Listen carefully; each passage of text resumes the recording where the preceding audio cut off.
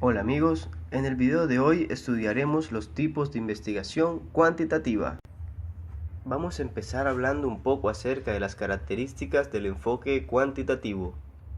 Las hipótesis se generan antes de recolectar y analizar los datos. La recolección de los datos se fundamenta en la medición. Debido a que los datos son producto de mediciones, se representan mediante números y se deben analizar a través de métodos estadísticos. En el proceso, se busca el máximo control para lograr que otras explicaciones posibles distintas a la propuesta del estudio sean desechadas y se excluya la incertidumbre y minimice el error. Los análisis cuantitativos se interpretan a la luz de las predicciones iniciales y de estudios previos. La investigación cuantitativa debe ser lo más objetiva posible. Los estudios cuantitativos siguen un patrón predecible y estructurado. En una investigación cuantitativa se pretende explicar y predecir los fenómenos investigados buscando regularidades y relaciones causales entre elementos. Con los estudios cuantitativos se pretende explicar y predecir los fenómenos investigados. Los datos generados poseen los estándares de validez y confiabilidad. Las conclusiones derivadas contribuirán a la generación de conocimiento. Este enfoque utiliza la lógica o razonamiento deductivo, que comienza con la teoría y de ésta se derivan expresiones lógicas denominadas hipótesis, que el investigador busca someter a prueba. La búsqueda cuantitativa ocurre en la realidad externa del individuo. A continuación, tenemos el tipo de investigación histórica. Este tipo de investigación busca reconstruir el pasado de la manera más objetiva y exacta posible, para lo cual de manera sistemática recolecta, evalúa, verifica y sintetiza evidencias que permitan obtener conclusiones válidas, a menudo derivadas de hipótesis. Esta investigación cuenta con ciertas características. Este tipo de investigación depende de datos observados por otros, más que por el investigador mismo. Estos datos son de dos clases de fuentes. Fuentes primarias, que se derivan de la observación y registro directo de acontecimientos por su autor, y las fuentes secundarias, cuyo autor informa observaciones realizadas primeramente por otros. Las fuentes primarias son evidencias de primera mano y deben usarse preferiblemente. Las fuentes deben someterse a dos tipos de crítica: crítica externa, que determina la autenticidad del documento, y la crítica interna, que examina los posibles motivos, perjuicios y limitaciones del autor del documento que posiblemente lo haya determinado a exagerar, distorsionar u omitir información. Contrariamente a la práctica usual, la historia debe ser rigurosa, sistemática y en cierto modo exhaustiva. No debe ser una recolección indisciplinada de información inapropiada y no confiable. Podemos ver algunos ejemplos de investigación histórica, como son la evolución de los métodos de enseñanza de la historia en Colombia durante el presente siglo, o conflictos políticos en Colombia durante el siglo XIX. Estas son las etapas de la investigación histórica. Primero, debemos definir el problema, para lo cual debemos preguntarnos si el tipo de investigación histórica es el apropiado. Formular hipótesis u objetivos específicos que proporcionen dirección a la investigación. Recolectar información, teniendo en mente su fuente de origen, primaria o secundaria. Usualmente esa información se recoge en tarjetas de tamaño apropiado y codificadas. Evaluar la información según criterios de crítica interna y externa. Formar los resultados, interpretaciones y conclusiones apoyadas en la bibliografía. Ahora veremos el tipo de investigación descriptiva. Se propone este tipo de investigación describir de modo sistemático las características de una población, situación o área de interés. Aquí algunas características de este tipo de investigación. Este tipo de estudio busca únicamente describir situaciones o acontecimientos. Básicamente no está interesado en comprobar explicaciones, ni en probar determinadas hipótesis, ni en hacer predicciones. Con mucha frecuencia, las descripciones se hacen por encuestas, aunque éstas también pueden servir para probar hipótesis específicas y poner en prueba explicaciones. Algunos ejemplos de investigación descriptiva son los siguientes: un censo de población, determinar algunas características de las escuelas públicas en un país.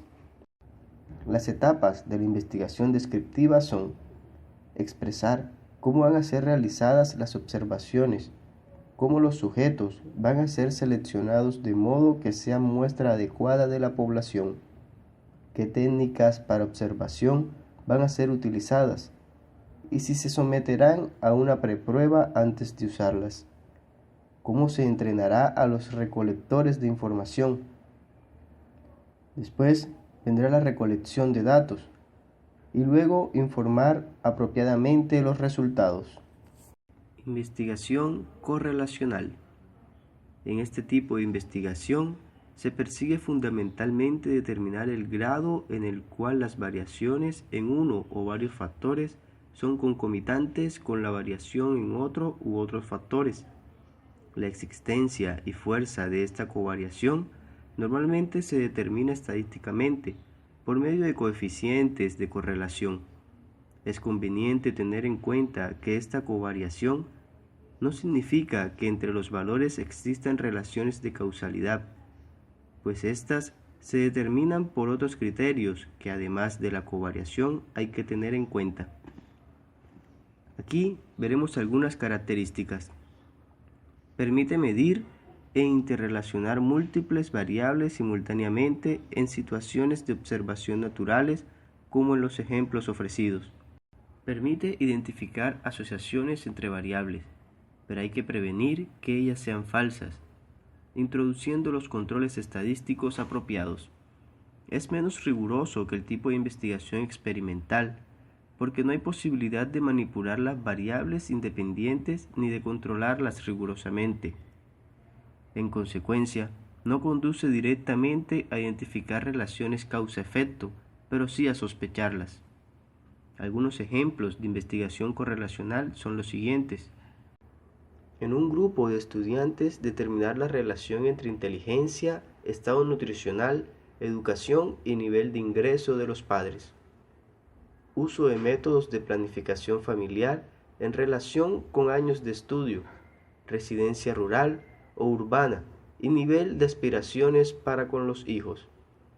Las etapas de la investigación correlacional son: definir el problema, revisar la literatura, determinar el diseño operacional, identificar las variables pertinentes, seleccionar los sujetos apropiados, determinar cuáles instrumentos son los más apropiados para obtener los datos, seleccionar las técnicas de correlación estadística apropiadas para los datos, recoger los datos y analizar los datos por medio de las correspondientes técnicas correlacionales e interpretar los resultados. Ahora veremos estudio de caso.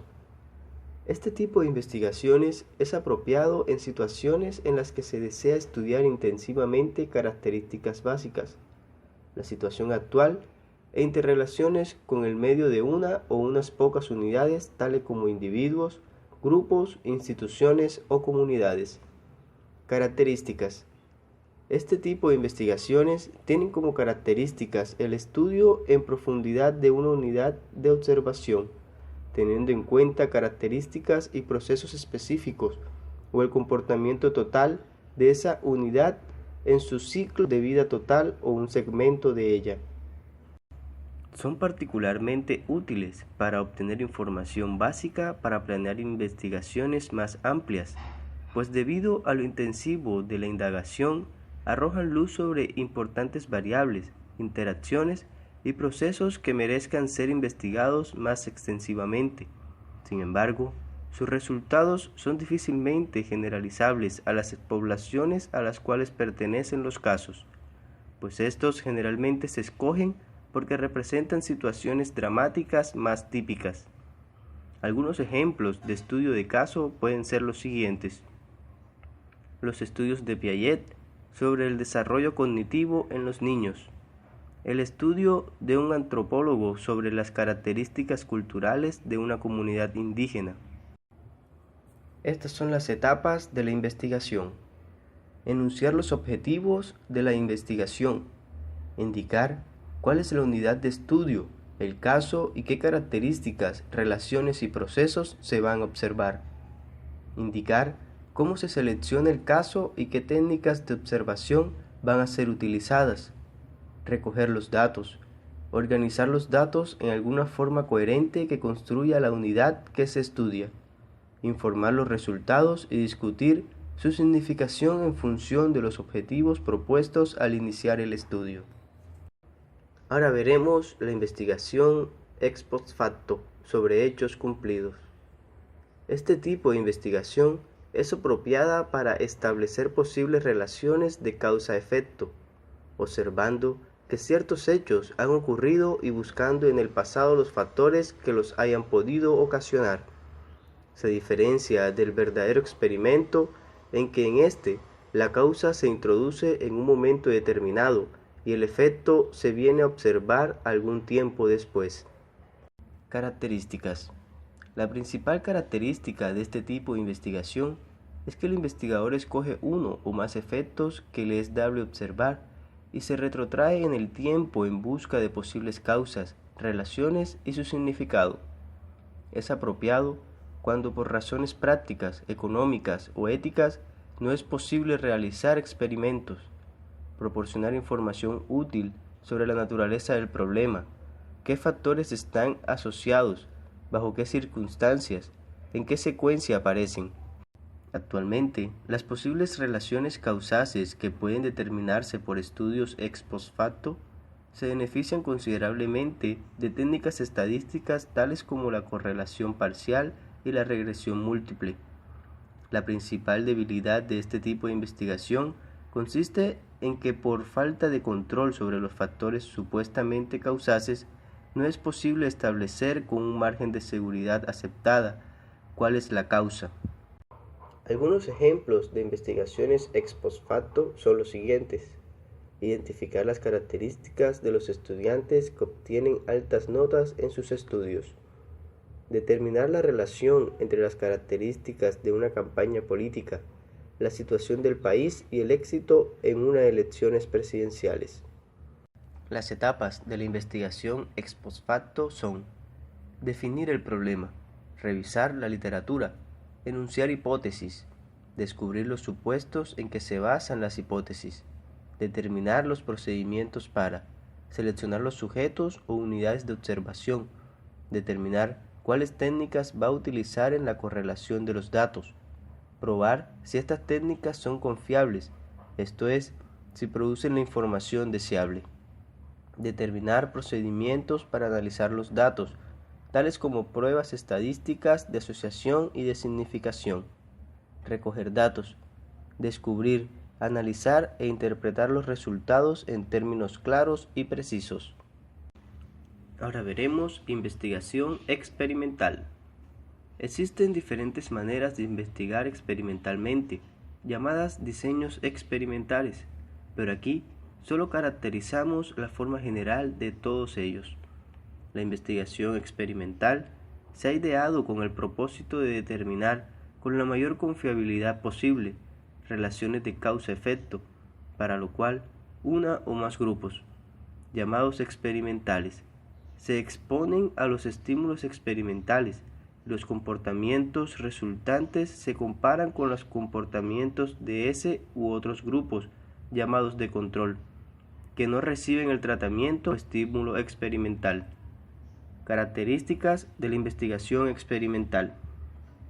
Requiere de una manipulación rigurosa de las variables o factores experimentales y del control directo o por procedimientos estadísticos al azar de otros factores que pueden afectar el experimento. Estos procedimientos al azar incluyen la selección de los sujetos, la asignación al azar de los sujetos a los grupos experimental y de control y la asignación al azar del tratamiento experimental a uno de los grupos.